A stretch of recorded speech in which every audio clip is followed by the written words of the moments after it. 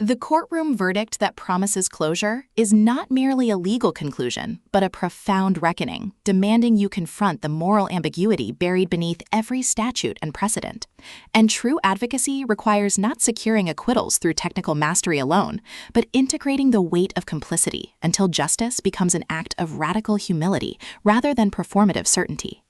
In The Hour of Guilt, David Archer transforms the legal thriller trope into precise exploration of juridical sovereignty and post-verdict healing, proving liberation isn't found in winning cases, it's forged in honoring the person beneath the gavel when every institutional pressure demands you remain advocate above all else.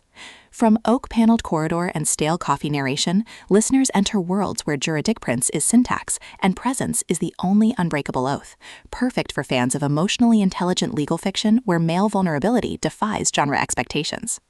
When veteran defense attorney Ben Carter takes on a high-profile case expecting professional validation, he discovers the defendant's guilt mirrors the exact suppression he's endured beneath decades of performative detachment. And junior associate Alara Vance's quiet refusal to accept sanitized narratives creates partnership defying firm hierarchy.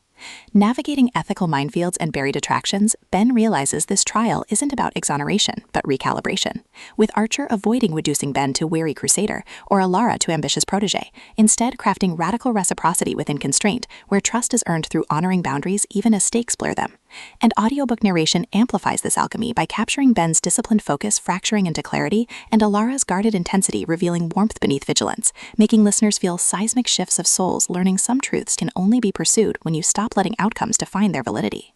What elevates this beyond typical legal fare is portraying advocational intimacy as somatic practice rather than procedural spectacle, with Ben confronting how legal culture equated worth with utility, while Alara creates sanctuary where his doubts exist without diminishment. Their relationship evolving through shared silences during late-night prep, bypassing performance, rhythms protecting both case integrity and psychological safety, and mutual defense against partners mistaking conscience for incompetence, supported by colleagues encoding suppressed grief, mentors carrying intergenerational weight, and the justice system itself absorbing centuries of unspoken bargains, reinforcing that in extraction-based systems, tenderness toward process is technique, and presence is sustainable resource, with legal strategies mirroring emotional attunement, and plea negotiations becoming metaphors for earned trust.